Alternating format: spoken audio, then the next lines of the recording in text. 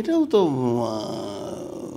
বাংলার মানুষ বুঝতে পারছে। একটা এমপিকে ফোন করে ধমকানো হচ্ছে, তার মানে পুলিশের ভূমিকাটা কি? পুলিশের ভূমিকাটা কি? উনি তো নম্বর দিয়েছেন, কেন পুলিশ ধরতে পারেনি?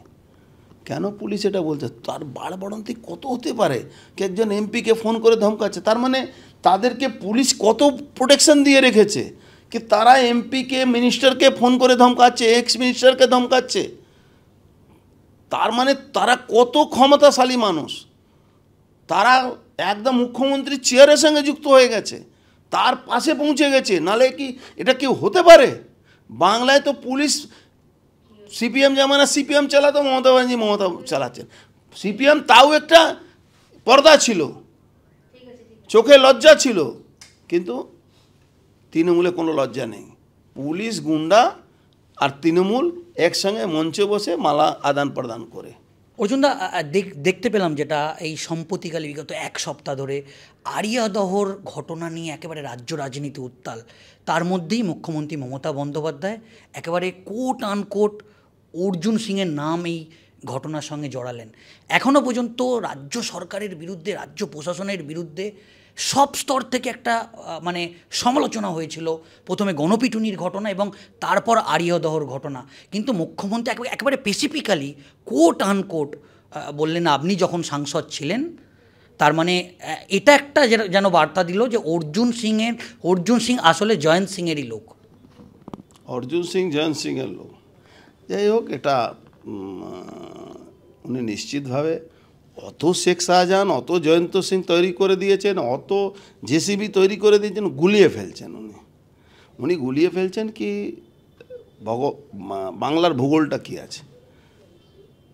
ব্যারাকপুরের মধ্যে আরিয়াদা পড়ে না, উনি জানেনই না। সৌগত রায় এলাকায় রোজই টিভিতে সৌগত রায় বয়ান দেখছেন, মদন মিত্র বয়ান দেখছেন, তা সত্ত্বেও আমার উপরে একটু বেশি ভালোবাসছেন আমাকে। আর সিং আছে সেই জন্য জুড়ে দিতে হচ্ছে। কিন্তু জয়ন্ত সিং না, ও যাদব কমিউনিটির লোক।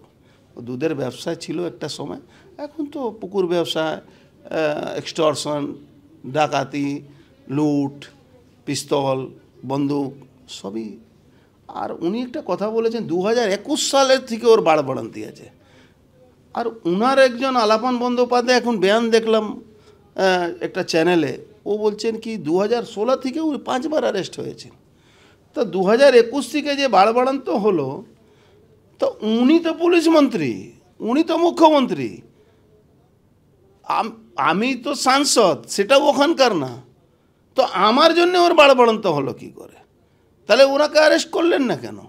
আমার অত পাওয়ার কি পুলিশ কমিশনার ওখানকার আমার কথা শুনছিল, আর উনি অ্যারেস্ট করেননি? আসলে ওনার একটু প্রবলেম হয়ে গেছে। উনি অত চাপ, অত জেসিবি, অত জয়ন্ত, অত শেখ শাহজাহান, অত শওকত মোল্লা উনি জন্মে দিয়েছেন বাংলার মধ্যে। গলি গলিতে এরা লুটপাট চালিয়ে যাচ্ছে, এই জন্য একটু ডিসব্যালেন্স হয়ে এখন এটা চালিয়ে যাচ্ছেন। উনি বলে দিচ্ছেন এটা অর্জুন সিংয়ের ব্যাপার।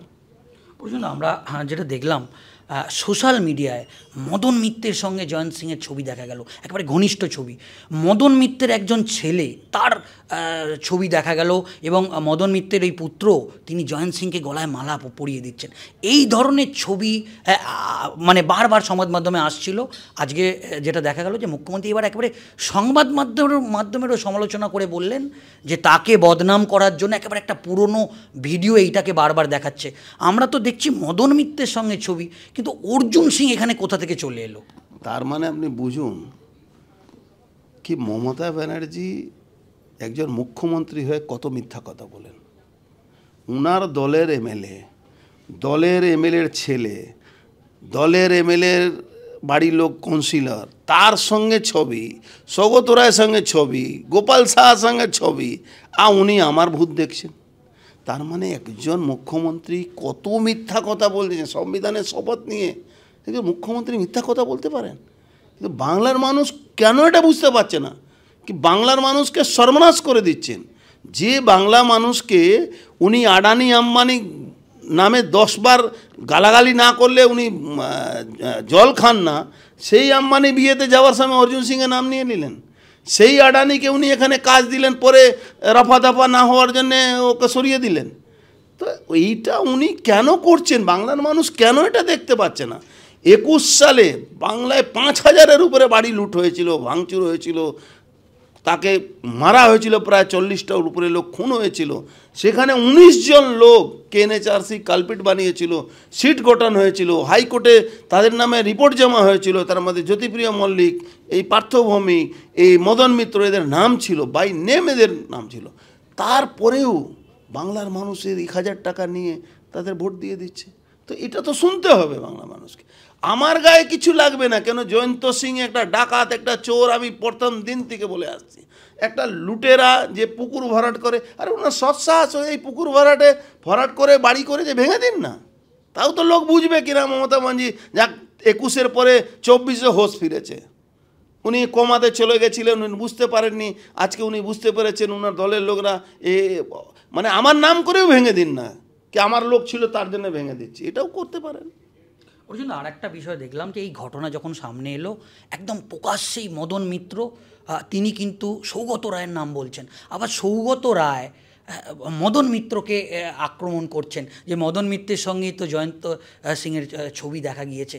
কিন্তু তার মধ্যেই যে মুখ্যমন্ত্রী মমতা বন্দ্যোপাধ্যায় এই মুডটা, এটা কি তিনি কি ঘোরাতে চাইলেন, না একেবারে অর্জুন সিংকেই কোট আন কোট টার্গেট করা হচ্ছে? উনি টার্গেট করছেন, আমি মনে করি এটা খুব ভালো করেছেন।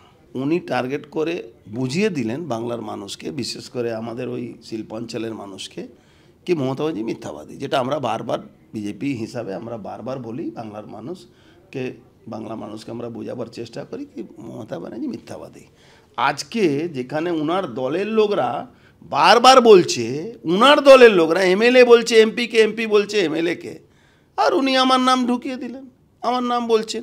তাতে প্রমাণ হচ্ছে কি উনার কোনো না কোনো চক্রান্ত করার ধান্দায় আছেন। করুন, চক্রান্ত করেও জয়ন্ত সিং মতন লোককে গারাদে ঢোকান, উনি চক্রান্ত করেও জেসিবি মতন লোককে গারাদে ঢোকান। বাংলার মানুষ বুঝতে পারছে কি জেসিবি আর জয়ন্ত সিং অর্জুন সিংয়ের লোক হতে পারে না। বাংলা মানুষ জানে, বাংলা মানুষ রোজ দেখছে কি সৌগত রায় জয়ন্ত সিংয়ের সঙ্গে ছবি, আর মদন মিত্রর সঙ্গে তার ভালোবাসা, কত প্রেম আছে। আসলে ওখানে একজন মন্ত্রী একজন এক্স মন্ত্রী লড়াই, মাঝখান থেকে গোপাল সাহা মজা নিচ্ছে। একটা মন্ত্রী রিন্টু বলে একটা লোক আছে, তাকে ওখানে প্রজেক্ট করে ওখানে হাজার হাজার বিঘা এমনি জমি পড়ে আছে, যেটা দখল রাজপ্রসাদের জায়গা। কিছু আমি একটা লোককে জানি, যে লোকটা ওমানে থাকে, তার জায়গা দখল করে নিয়েছে, দখল করে লুটপাট চালাচ্ছে। একজন আইপিএস অফিসারের বাড়ির লোককে মারধর করেছিল এই জয়ন্ত সিংয়ের মতন লোকেরা।